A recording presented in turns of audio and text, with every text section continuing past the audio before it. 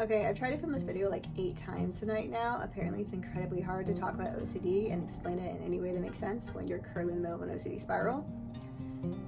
So I'm very sorry, but it's also like all I can think about, so I'm gonna try to get this out there now. Hi everybody, welcome to Vlogmas day 22. If you can't tell, today has really not been a fun day. I'm super worn out and overwhelmed. Like I said, I'm in the middle of an OCD spiral right now. I've literally spent the entire day today in bed sobbing and having a panic attack, and then sobbing and then having a panic attack, and that's been pretty much my whole day. So not a lot of fun, festive stuff to vlog. For now, I wanted to share a little bit of info for you about what I was diagnosed with, because when I found out about it, it was such a relief to me. And I know before, when I was in group therapy for mood disorders, I brought this up. I was talking about my diagnosis, and a few people in the room were like, oh, I could see it hit them the same way, where it's like, that makes sense, finally I feel understood, I'm not freaking crazy. Fun choice of words for that, I suppose. I wanted to share it with you tonight too, in case it might help you as well. And I'm currently having a panic attack even trying to talk about this, plus I've just been literally having a panic attack all day, so I got my buddy Panda with me, so we're gonna handle this like adults with stuffed animals. So that's how we roll.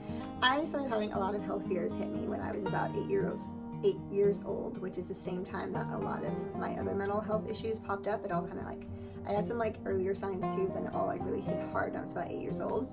And I also had some really kind of traumatic medical experiences at the same time. Someone really close to me almost died from a tooth infection, and I had a doctor who was checking for something very serious try to do something to me without my consent, after lying to me and lying to my parents about it, and whispering in my ear to just not tell anybody what he's about to do to me.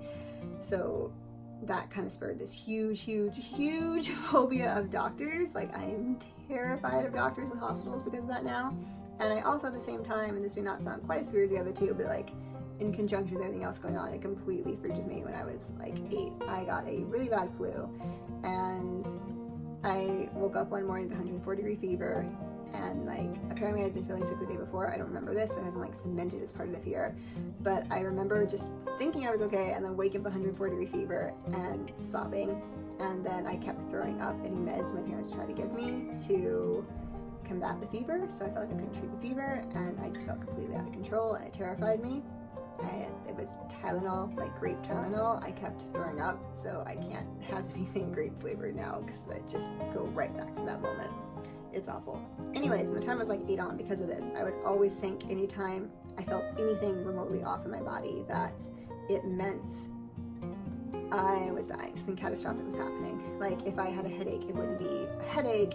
It wouldn't be because, oh, I was on the computer too long, or I was tired, or I hadn't drank enough. It would always be an aneurysm or a tumor or something like that. If I had a stomach ache, it would obviously E. coli or food poisoning or something like that. It's just always this catastrophic thing. And then I would just freak out, have huge panic attacks, because become completely overwhelmed and preoccupied by this. And it would get really terrifying. And the whole time growing up, and I want to just state clearly, I know that this is a medical term that's not even used by a lot of people anymore, and I know the way it was described to me by non-medical people is inaccurate anyway for even what the disorder was considered at the time.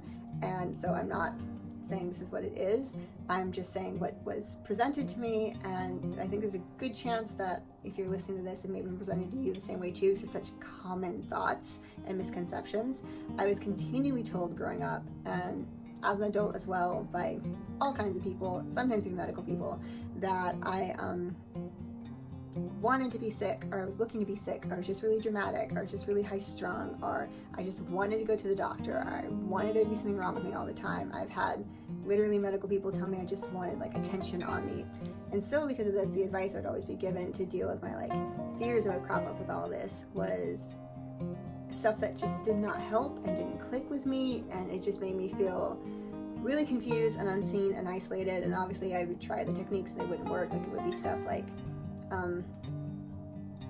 I knew someone who had a medical dictionary, or that had a medical encyclopedia in their house, and they'd read it all the time and then think they were sick. So I'd get told stuff oh, don't go looking for information, it's going to stress you out, or don't go looking for reasons to be sick, realize you can treat yourself, you don't need to go to a doctor. It would just be all these things that wouldn't do anything to actually help, because I would never willingly go look up stuff and then think I was sick. It would happen if my parents had the nightly news on and there was an E. coli outbreak and they started talking about the E. coli symptoms, I would then think I had E. coli. But I would never willingly like turn that on. Like, I don't remember the last time I ever let myself watch like a health news story. I'm just like, nope, can't, nope. I avoid it all the time. So I would get so confused. And when I finally did have a therapist, I remember just ranting to him one day and I mentioned something. I think I was just in this like self-deprecating cycle or spiral, and I was like going off at calling myself a hypochondriac, and he's like, whoa, what are you talking about? And I was like, I know I'm a hypochondriac, I think I'm sick all the time. And he's like, you are not a hypochondriac. And I'm like, yes I am, I'm a hypochondriac. Like, I've been told this by everybody that I'm a hypochondriac and I like think I'm sick all the time. And he's like, no, you're not a hypochondriac, you have OCD with health anxiety. I already knew I had OCD. Like, I have severe panic disorder that has accompanying OCD and depression, and then I also have PTSD for some things I've been through, stuff like that, doctor. But I never really put it together that way, and I was like, what are you talking about? And the more we talked about it, the more it kind of clicked with me, where like, I don't like seek out proof that I'm sick. Like, that's not it. Like, my OCD, the way my OCD works is I do, especially went through some really bad phases where I was very like ritualistic and everything. Like, every little part of my life was controlled by my OCD. Like, even like how many squares of toilet paper I could use was controlled. And if I ever like broke any of those rules, and then I was gonna be like punished, usually by like being put in a situation where I was gonna be having a panic attack. That's always what I thought would happen to me. Ugh, panicking just talking about this, it's so annoying. Usually what my OCD is I primarily have like pure OCD, where it's primarily in my head. Like, I'll get this like really like intense pressure around my head after, and I'll have like a catastrophic thought just like drop in my head. Usually either that I'm evil or that something really, really terrible is going to happen. One of those two things. And then I will have to find proof and come up with proof and reasons that are like irrefutable, ironclad, completely like bulletproof proof that those things are not true. And it can take days and days and days to do that, and I am not exaggerating. It'll be literally the only thing I think about for days. Like, everything else will be completely on autopilot. I just won't do other things. I will just sit and stare and do nothing but think. I won't even blink for like ages. It's ridiculous. I get super caught up in that, and it's very often based on like either the fear that I'm a terrible person or complete like loss of control. And I have this like really strong desire to just keep myself safe and keep myself in control and just have my environment be somewhere that is like a sanctuary and calm, and to know that like I'm safe, basically. Like, I just have this really strong reaction or really strong desire for that. And obviously a medical thing will interfere with that. So what goes on is I tend to be super hypersensitive because I'm on top of being so afraid of losing this control, I'm so afraid of doctors that I'm just like perpetually in fear that I'm gonna get sick enough that I have to go to a doctor, that I can't like take care of myself.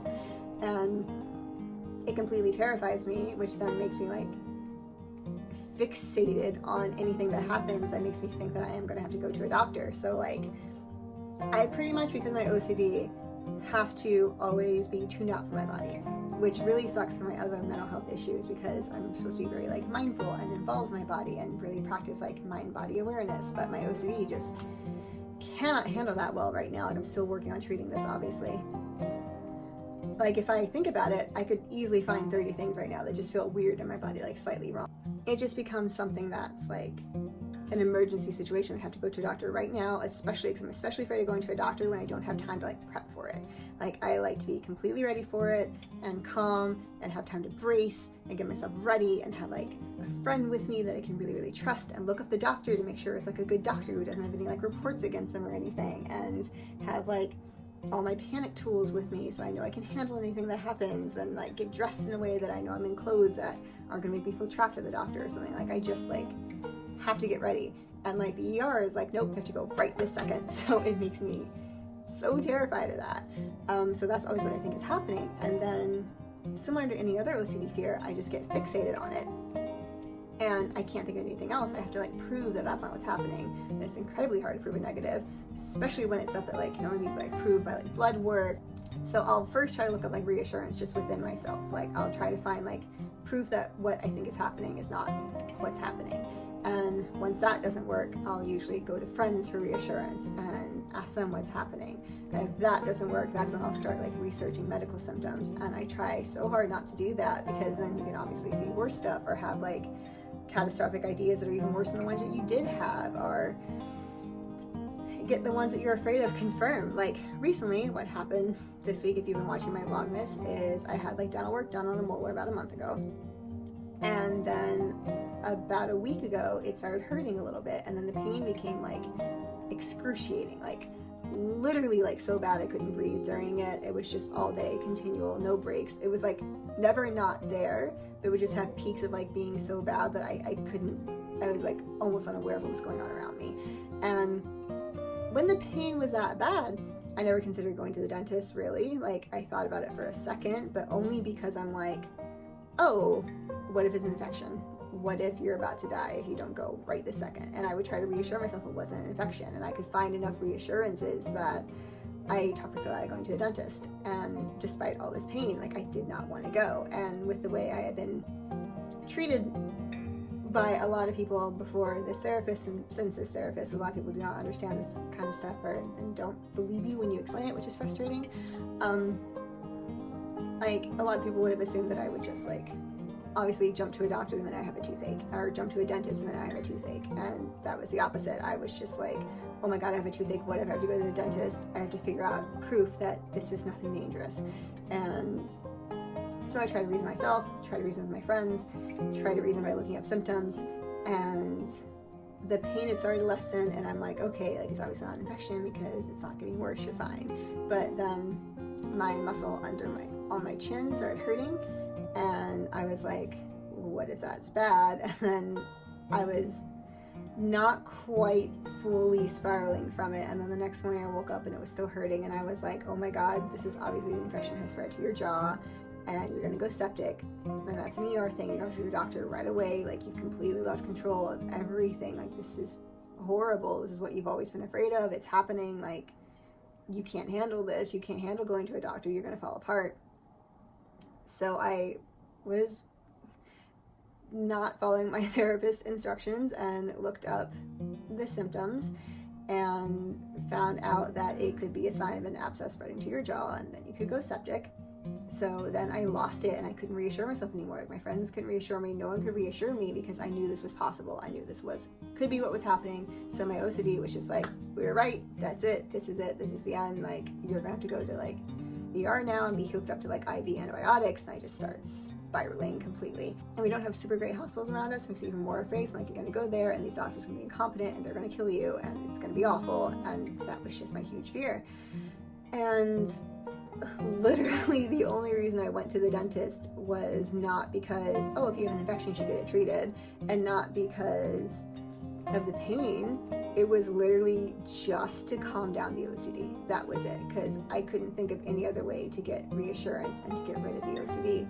And then the reason I've been so bad this week is, at first he said I didn't have an infection, but he gave me antibiotics anyway as a diagnostic thing. So he's like, well, if you do get better on these, then we'll have to do a root canal at some point, because it means that something's going on.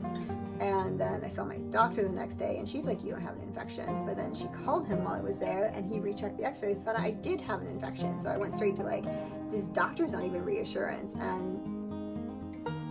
And I was like, this dentist isn't even reassurance. Like, you don't have any way to be reassured. And so that has been going on still, constantly. I've been freaking out all week, like, because this has still been hurting, and apparently it's very likely not an infection. I'm not going to go into what it probably is, because every time I just start spiraling again. But the point is, it's probably not dangerous. I have signs to watch for that are things my panic cannot mimic, that aren't happening. So it doesn't seem to be that, but my OCD is just like watching it like a hawk, and I can't think of anything else. And it makes it almost impossible. And then these antibiotics are really hard for me. It's so hard for me to take meds, because I'm always convinced the side effects are happening. And a lot of the side effects, some of which on this antibiotic, can be very severe or fatal. And unfortunately, a lot of those side effects also are symptoms that come along with my panic attacks, and that come along with my eating disorder. And so I've been having some of them today, and I've sought lots of reassurance from my friends. I've like looked up some stuff about it, none of which I should be doing because none of it's particularly helpful or good for me.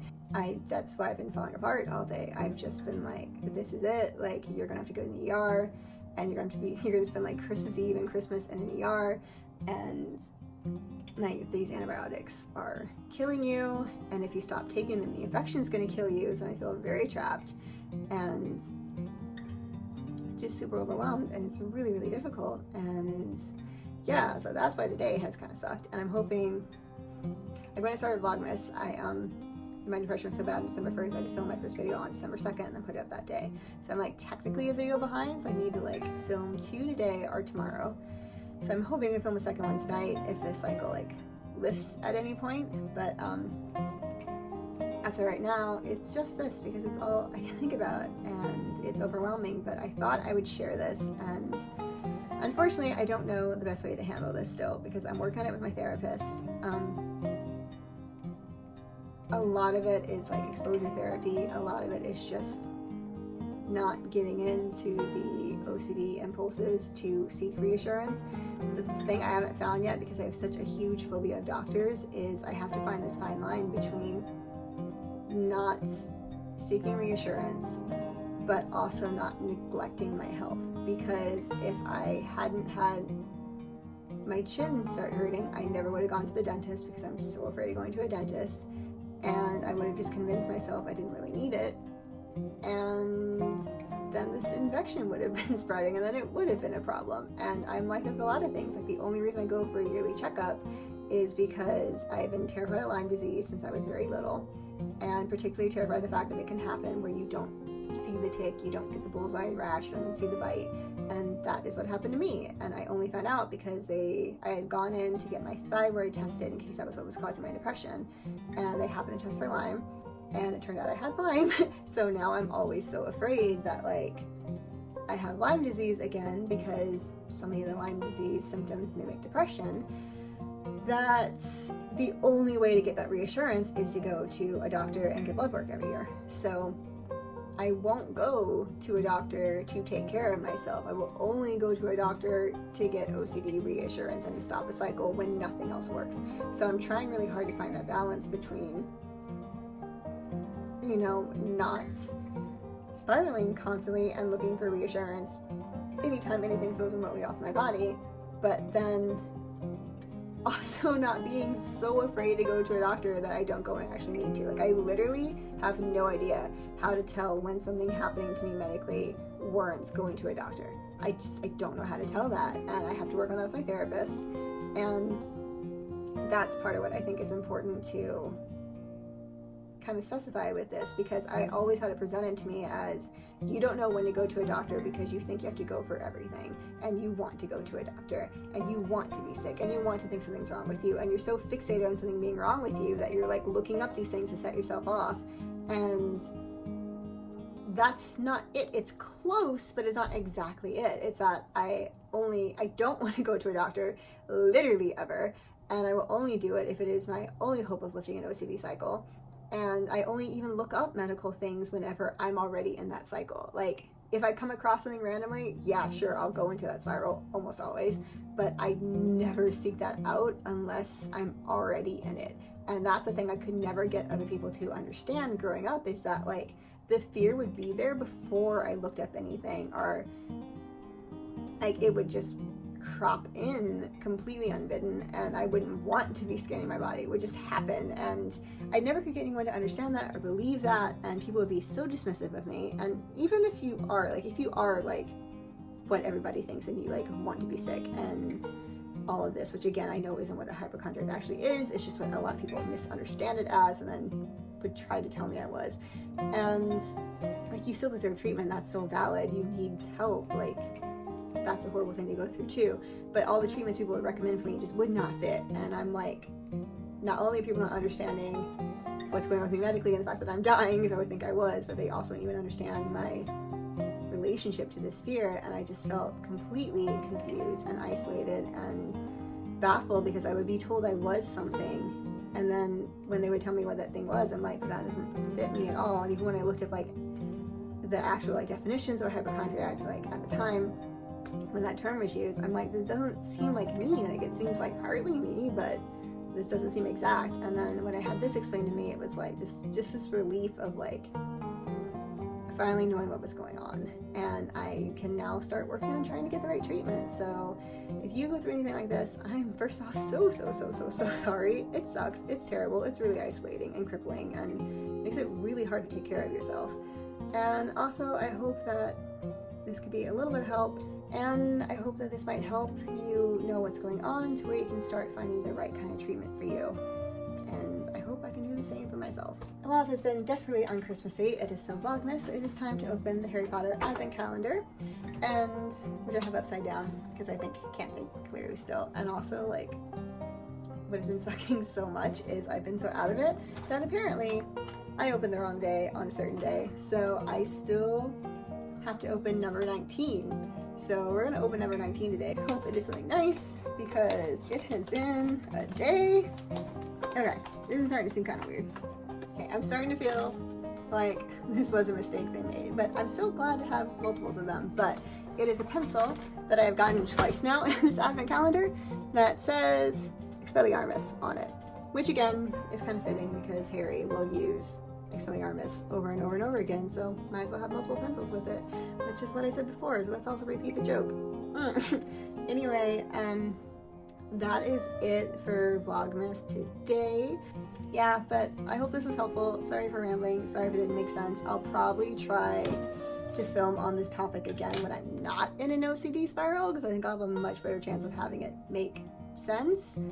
And I probably also should have talked to my therapist about exactly what to say or talk about, because I don't want to give any misinformation. But yeah, just generally speaking, know that if you think you're like traditionally what's thought of as a hypochondriac, but you don't seem to fit with it, and your experiences seem a little closer to trying to like ease rumination versus actually legitimately thinking you're sick, because usually those who do too, some part of you knows that like this is probably overreacting, or that this isn't necessarily rational, the most likely thing, but that doesn't, it's really hard to tell yourself that and actually believe it.